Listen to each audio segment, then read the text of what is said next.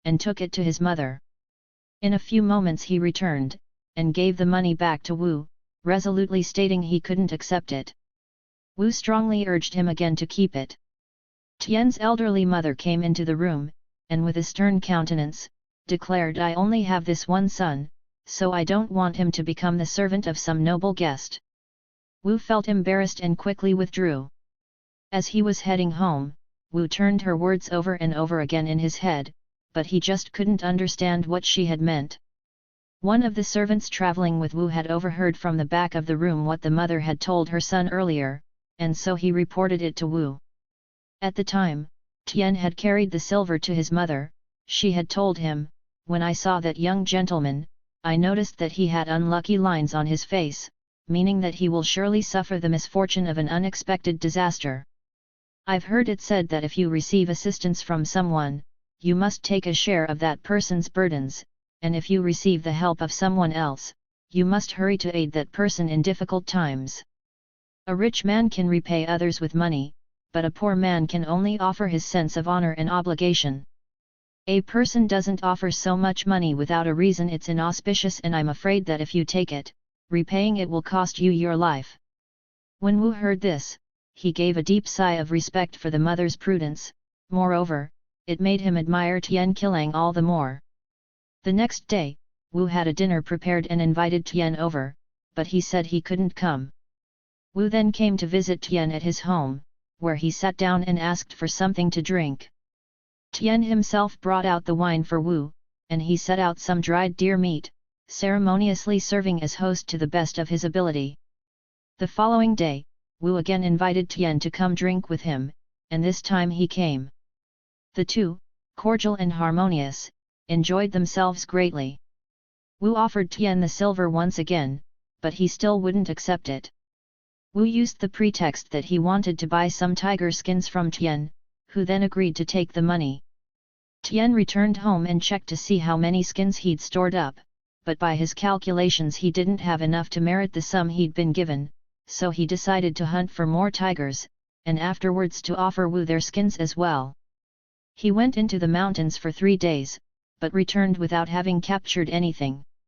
His wife then fell ill, so he had to look after her, administering her medicine, and hence didn't have time to continue hunting. After 10 days, his wife suddenly died. Tian provided meals for the monks who conducted the ceremony for his wife's burial, using a bit of the silver from Wu to pay the costs. Wu appeared personally to express his condolences, treating Tian with great respect and courtesy. Once the funeral was concluded, Tian took his crossbow into the mountain forests, thinking to repay Wu, but once again was unsuccessful. When Wu found out why he'd done this, he insistently told him not to worry about hasty repayment. He also expressed that he was eagerly anxious for Tian to visit him again, but Tian was so distressed about being in debt to him that he avoided agreeing to stop over. Wu then said that he wanted to look through the older tiger skins Tian had, hoping to settle matters so Tian could come over as soon as possible. Upon inspecting the pelts, Tian discovered that they'd been ruined, that the fur had completely fallen out, so he became even more upset. When Wu found out about this, he speedily traveled to Tian's home to try his best to calm him down. Once he examined the ruined hides, he declared, "That's even better. All I wanted was the hides anyway, not the fur that was on them." Then he rolled up the skins to go home, inviting Tian to come with him. Tian said he couldn't leave, so Wu went on home alone. Tian finally decided that this wouldn't represent adequate repayment of Wu, so he gathered provisions and went back into the mountains. Then after several nights he bagged a perfect tiger specimen, and presented its pelt to Wu. He was extremely pleased, so he had lodging prepared, and invited Tian to stay with him for 3 days. Tian firmly declined. Wu then actually locked the doors in his courtyard, ensuring that Tian couldn't slip away. When the other guests noticed Tian's crude outfit, they privately said to themselves that Wu had formed a ridiculous friendship. But Wu socialized quite differently with Tian than with any of his other guests. He tried to get Tian to exchange his rags for some new clothing, but Tian refused to do so. When he fell asleep, Wu secretly swapped them,